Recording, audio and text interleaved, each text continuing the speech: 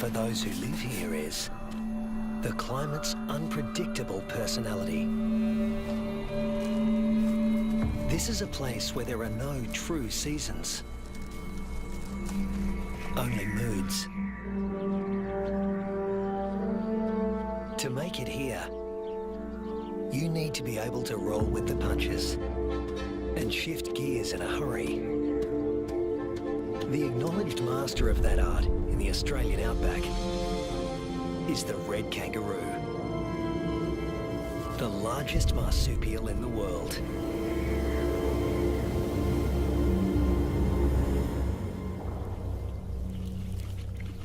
This female is pregnant.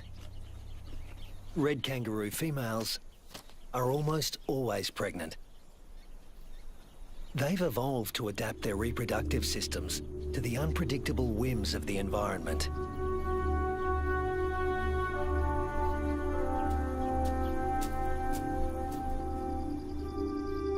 At any given moment, a female can have 3 offspring to care for, each at a different stage of development.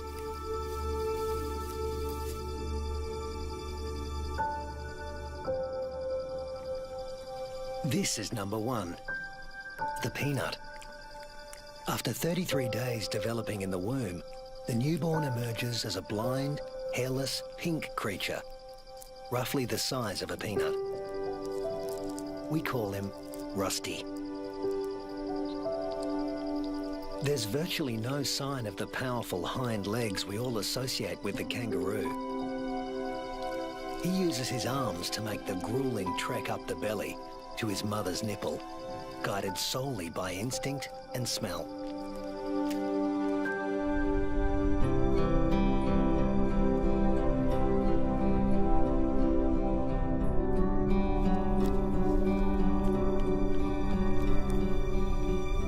Almost immediately, the female goes into heat again, releasing hormones that stimulate ovulation.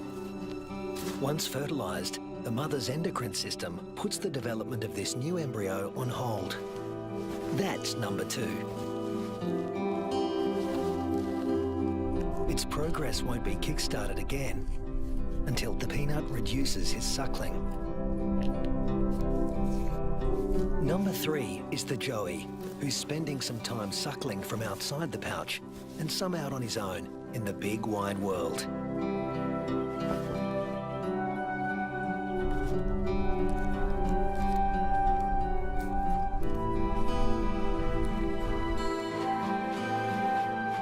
The female is a living assembly line of young at various stages of development.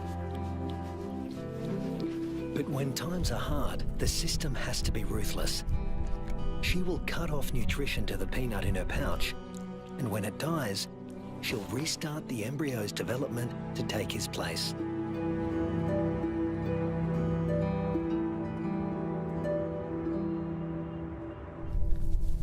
Rusty's developing nicely.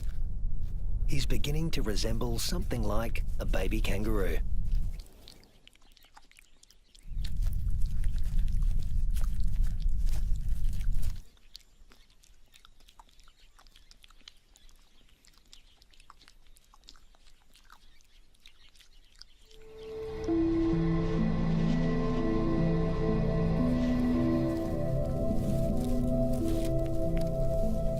Now 3 months old, he can hear all the sounds of the world he'll soon be inhabiting. It's all so unfamiliar. It's not surprising he'd prefer to stay in the pouch for just a while longer.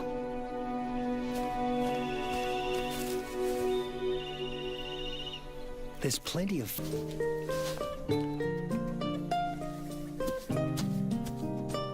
But Rusty's not the only one in the neighborhood with a serious set of legs.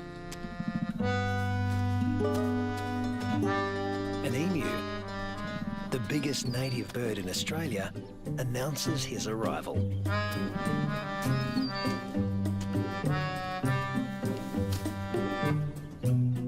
His skirt of feathers absorbs 80% of solar radiation, leaving the skin underneath cool. And this dad needs a cool head. In the Emu world, dads take on all parental responsibility. The chicks will be under his wing for 18 months. Not exactly the red kangaroo way. Males are pretty much deadbeat dads. They leave as soon as the young are conceived. Rusty also still relies on his mother for food and protection, so he tends to stay close. But apparently he's also got an independent streak. Maybe there's even more fun out there.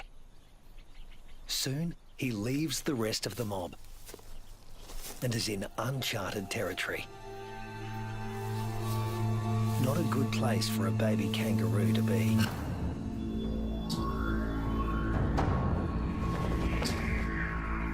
A wedge-tailed eagle, the largest bird of prey in Australia. And it likes to take young kangaroos. Mum realises she doesn't know where Rusty is. But the eagle does.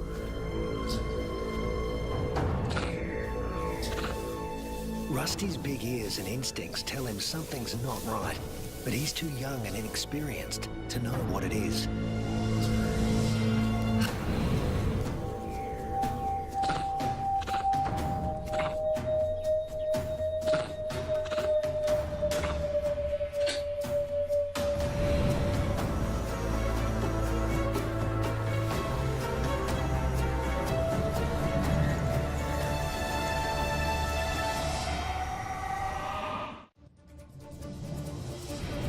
No sooner has Rusty left his mother's side than he's in trouble.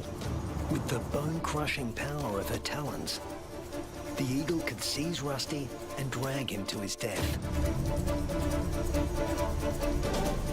But suddenly, there's a flurry of panicked activity nearby. A rabbit is running for its life.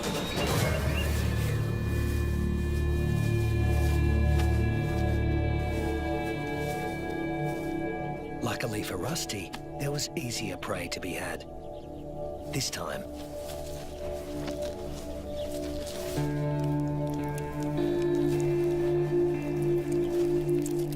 red kangaroos and wedge-tailed eagles share the same territory.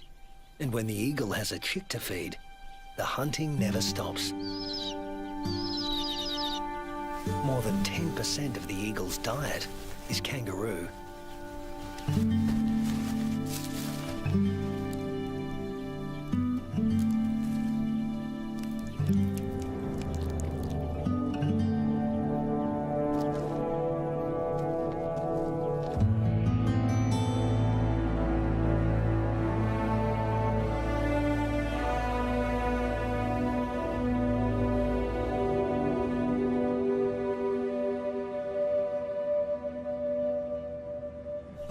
Rusty is now 8 months old and a full-fledged joey, a juvenile that spends all his time outside the pouch. In a few months, he won't have Mum's milk to rely on anymore.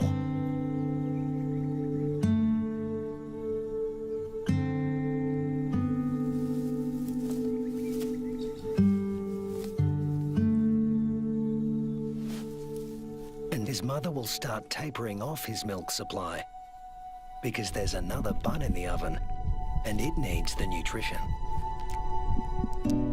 Mum's body now produces 2 totally different types of milk. A more dilute one for his tiny sister and a richer one for him. Each dispensed from its own nipple.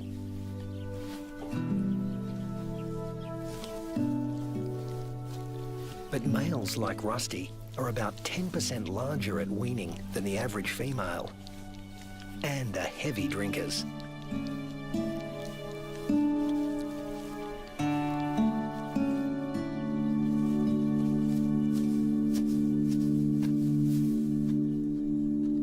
This is the kangaroo version of tough love. Rusty's mother cuts him off completely. her milk is needed elsewhere. And Rusty is off to explore his wider world.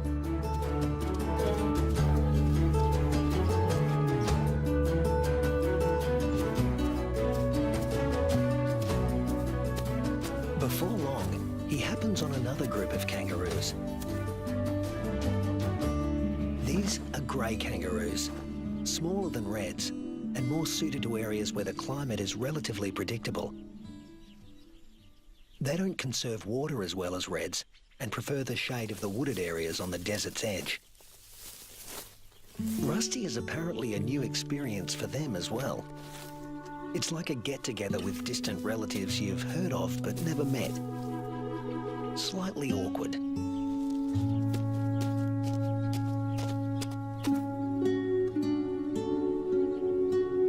And here comes another branch of the family, wallaroos. Marsupials somewhere between red kangaroos and wallabies in size, who frequent the rocky outcrops looking for shade and water. If you live in a desert, water is a treasure, and its presence is never guaranteed. With no true seasons in this part of Australia, the only certainty is unpredictability. A waterhole is a gift from the heavens for many creatures. Emus, reds and wallaroos all gather to drink. But the relentless sun is turning the mud around the waterhole into clay, laying traps for the unwary. Rusty is not driven by the same intense thirst as his grey cousins. Reds have a kind of super kidney, which concentrates their urine, so they hold on to more water. While the greys have to drink more regularly. Their thirst sometimes drives them to unwise decisions.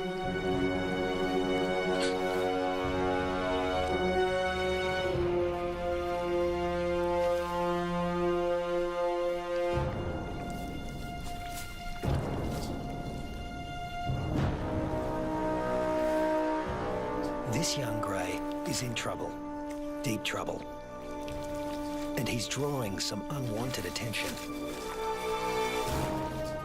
A dingo. Dingoes will gladly take a young kangaroo under any circumstances. A joey stuck in the mud and unable to flee, that's just too good to resist. The other kangaroos can't help him. His fate is sealed. Even at the tender age of 18 months, Rusty has the good sense to get out of Dodge in a hurry. Now he's on the road again, in search of a good meal. He's still an adolescent, and burning through energy at a faster rate than an adult.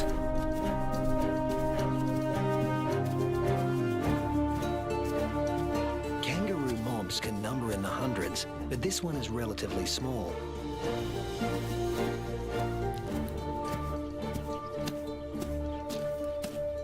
And Rusty's appearance on the scene has caught another male's attention. They're around the same size and the same age, perfect sparring buddies. Game on. But this isn't a life or death battle.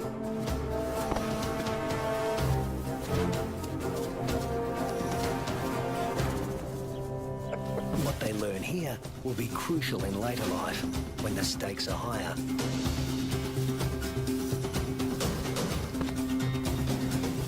Long arms for wrestling win fights, and females want winners.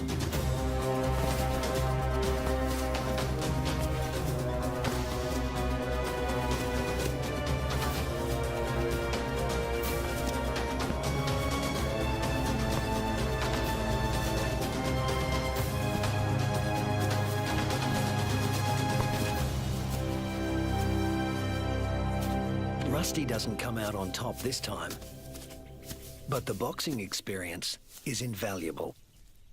At this age, the learning curve for a kangaroo is steep. and full of surprises.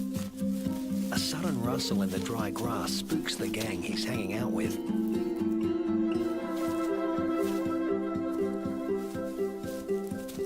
But Rusty's the curious type. A shingle-back lizard. Heavily armoured and with a thick tail that looks a lot like its head. Thus its other name, the two-headed skink.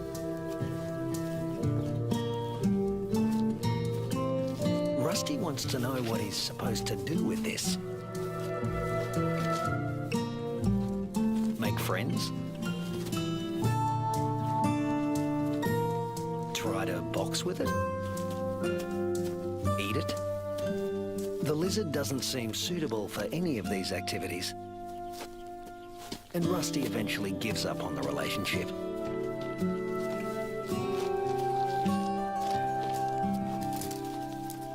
This part of the Central Australian outback has been hot and dry for weeks.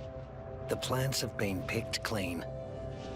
When food sources dry up like this, red kangaroos are superbly adapted to survive. Still, even they can't live without water. But something is happening 100 miles away.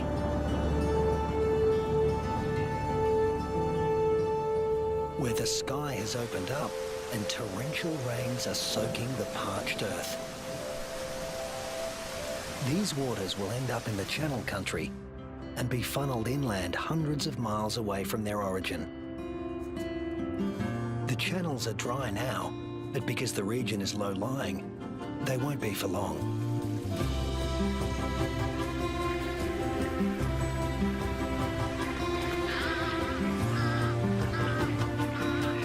And what was once an arid wasteland begins to revive.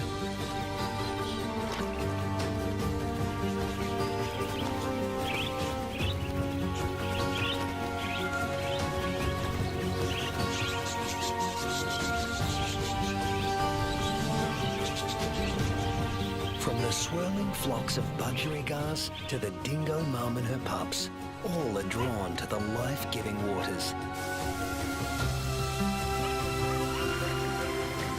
The young eagle flexes its new feathers.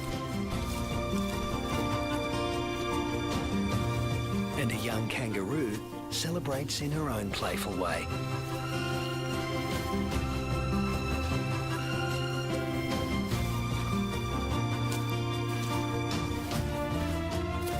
Emus are water guzzlers, and adults can drink up to 4 gallons a day.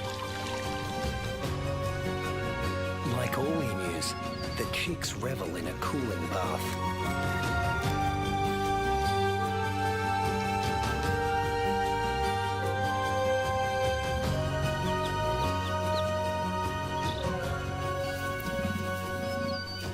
There are some 500,000 emus roaming around the outback, browsing on fruits and seeds. And what's good for the emus is also good for the rest of the ecosystem. As they move through the bush, they scatter the seeds of the flowers and fruit they've eaten along the way, which will sprout and become new plants.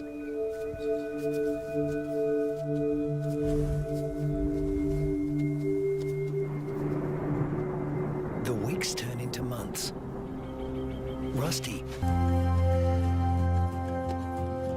Red kangaroos are built to get where they want to go. Unfortunately, sometimes, especially when they're inexperienced, they get someplace they really don't want to be.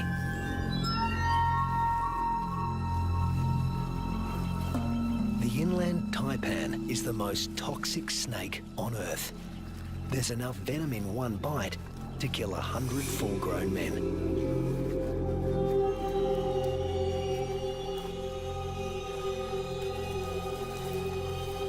And it specialises in killing mammals.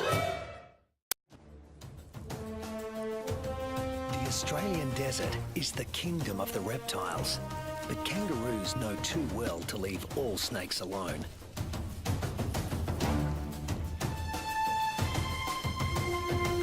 Brown snakes kill more humans than any other snakes in Australia.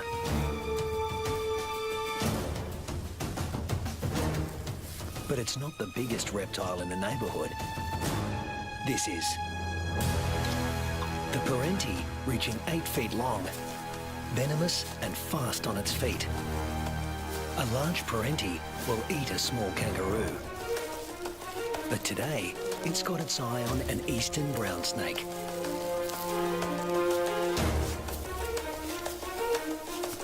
The forked tongue of the Parenti follows the brown snake's chemical scent trail and leads him to an abandoned burrow. A burrow with only one entrance. With a Parenti in the picture, a sanctuary can easily become a death trap.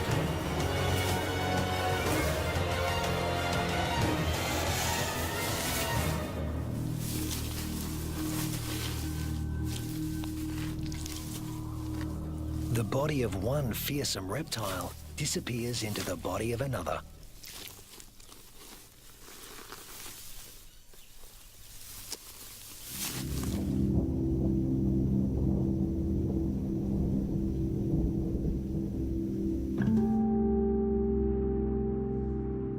The months roll on, and Rusty has grown in both size and experience.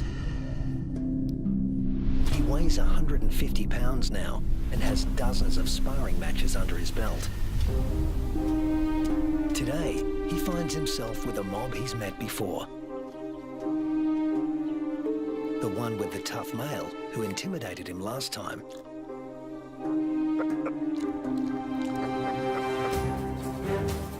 But that was 5 years ago, and Rusty's not running away this time. Each tries to attack his rival's head. Each instinctively keeps his own head back out of range. Although highly ritualized, fights between dominant males can mean a future as king or a loner, depending on the outcome. Testicles can be retracted. Don't want those damaged. Rusty, with the darker fur, is putting up a good fight, but the alpha male is more experienced.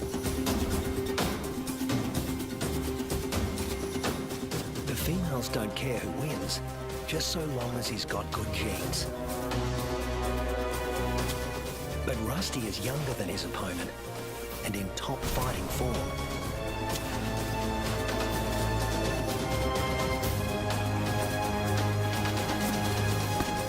Finally, the king goes down. Now the mob is paying attention.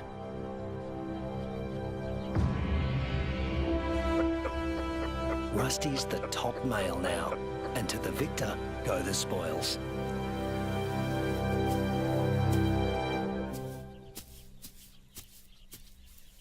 His first choice is this female, though he needs to give her urine the sniff test to make sure she's ovulating.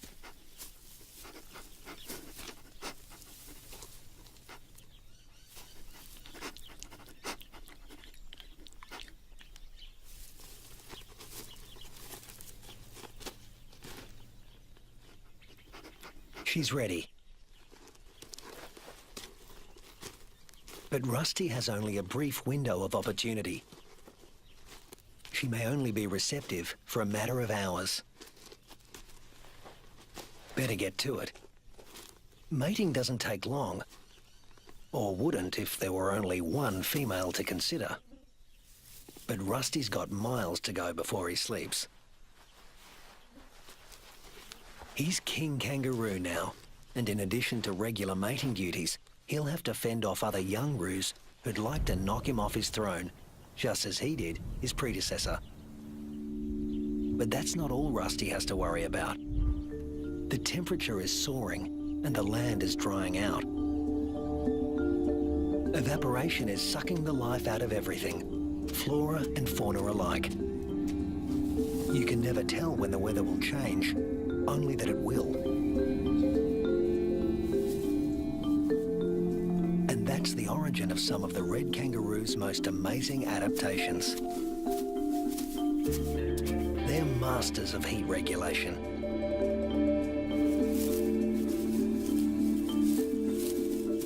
The fur on their backs reflects about 30% of incoming heat and keeps their skin cool.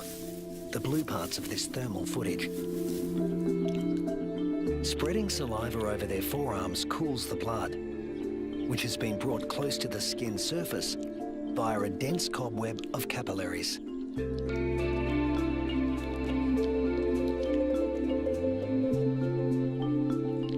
With temperatures simmering above 100 degrees for over a week, a third of the males have already become infertile. If these temperatures were to continue for 3 more months, the number would more than double. Reds defend their sperm by licking their scrotums to keep them cool. And in contrast to their battle strategy of retracting the scrotum, males let their testicles hang way down below their overheated trunks, keeping them about 7 degrees cooler than at their cores. The sand, even a few inches down, is cooler than at the surface. Red kangaroos dig until they reach cooler soil, and then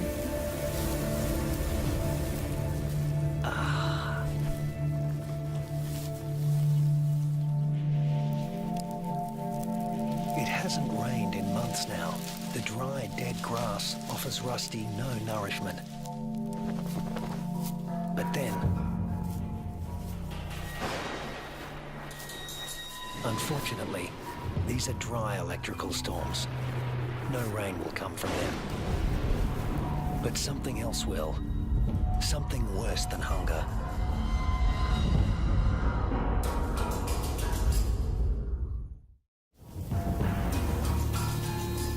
Lightning has ignited the dry grass of the outback.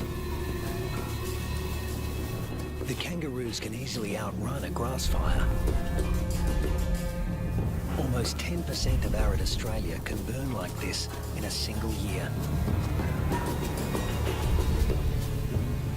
In a matter of hours, the fire consumes what little forage there is. Rusty has to move on. But there's really nowhere to go. Not this time. Parts of desert Australia are in the grip of a once-in-a-century drought, while heat waves smash temperature records.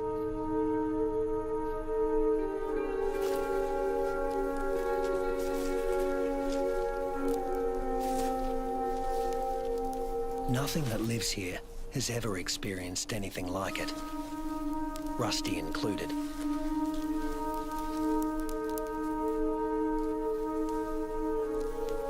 Some are suffering from severe malnutrition and dehydration. But if anyone can survive this, it's a red kangaroo. Human bodies are about 60% water. Rusty's is over 70%. Even in a heat wave like this, he can survive levels of dehydration that would kill most humans.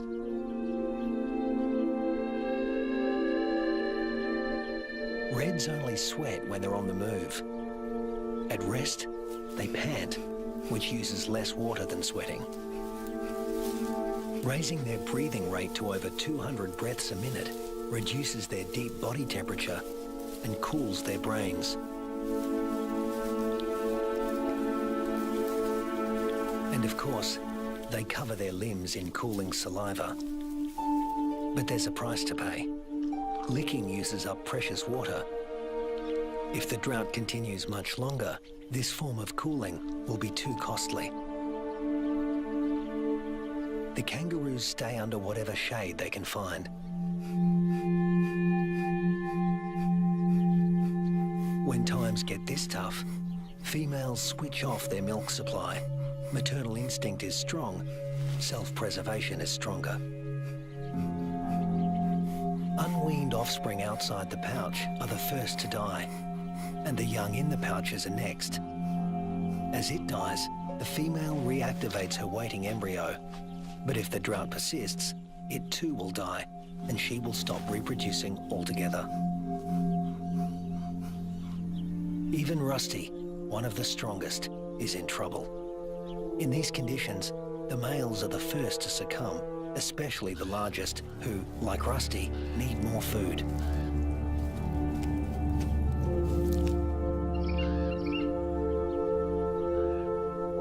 prize of the red kangaroos is the wedge-tailed eagle's bounty.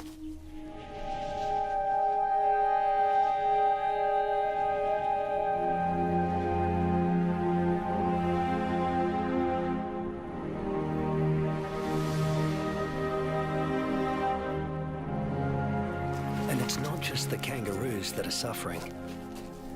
The drought is taking its toll everywhere. Predators turn on each other to protect a tiny piece of rancid meat.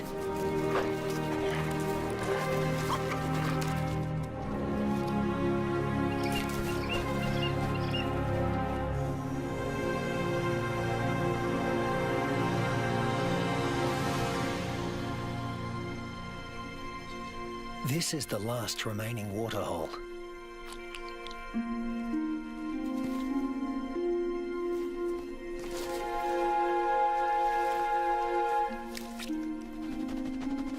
It's stagnant and salty. Ordinarily, the animals would never drink this water.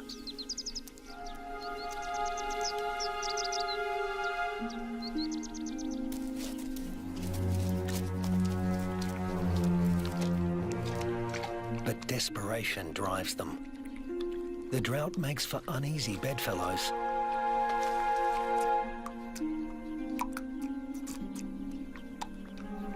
This is a sign of things to come.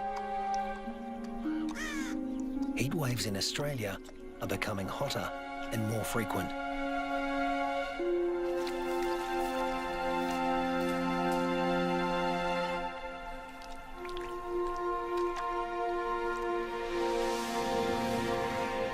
The intense dry heat continues and the casualties mount.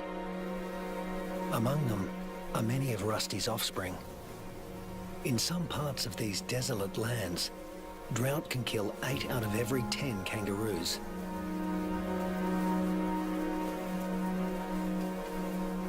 But Australia's desert inhabitants are a resilient bunch. After all, these may have been the hottest temperatures for the last 100 years.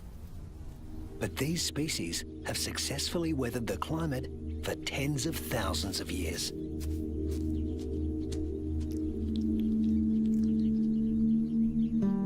And Rusty is still here, conserving his energy and biding his time. A change is going to come. It always has. After 12 months of merciless drought, the landscape is dotted with the remains of those that couldn't hang on any longer. But in the Australian outback, all bad things come to an end. Eventually. Thunderclouds are gathering in the distance. Rusty seems to sense a change in the weather. Somewhere there is rain, and where there is water, there will also soon be food. He just has to get there.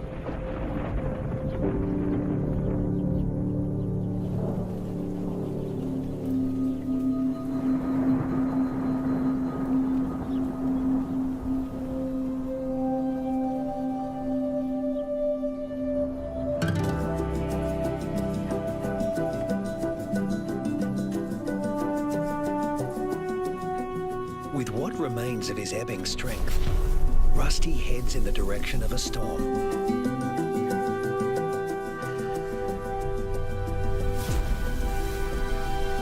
As do the other red kangaroos that have made it this far.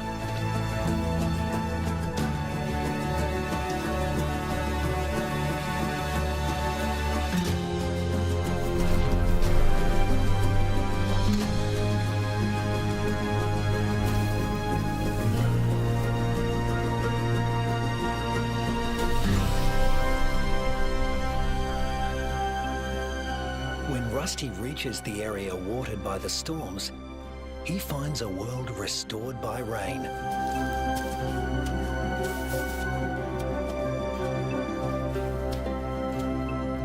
Plenty to eat, plenty to drink. You can almost see the relief and joy in their hopping.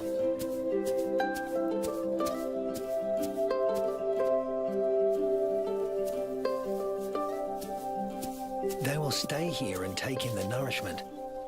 In only a few weeks, males and females will have their health restored, and soon they'll be ready to reproduce once again.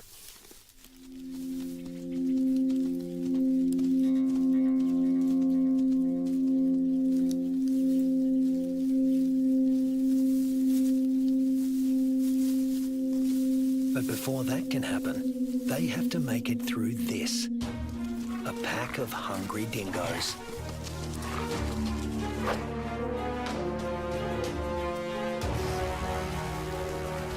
Hunting in a pack more than doubles a dingo's success rate. Normally, they'd go for the weakest kangaroos in the group. But a pack of this size can take down something bigger. Something like Rusty.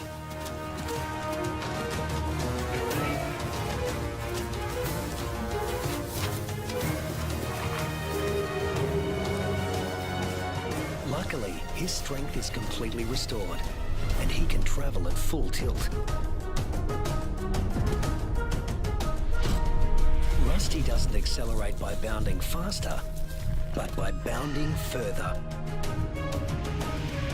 He lengthens his leaps, at times covering 25 feet in a single bound. Once he gets past 10 miles an hour, Rusty rockets along with little extra effort, while the dingo's forelegs need to move ever faster. Now hitting 25 miles an hour, Rusty's only using about half of the energy the dogs are putting in. They have no chance of catching him.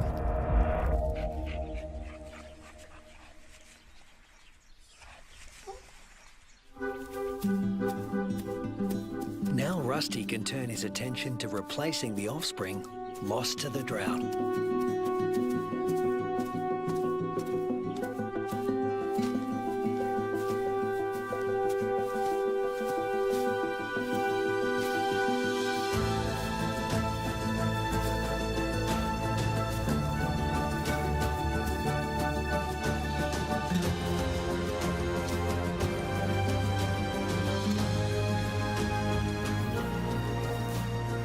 At 200 pounds, powerful, and in the prime of life, there's no question that he's the dominant male of this gang.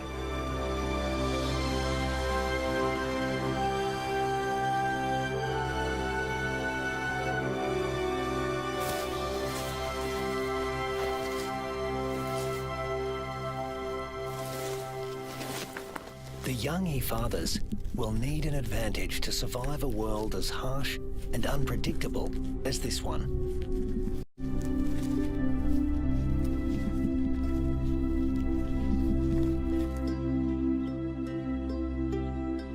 What greater advantage could there be than to begin life as the progeny of the undisputed king of the red kangaroo mob?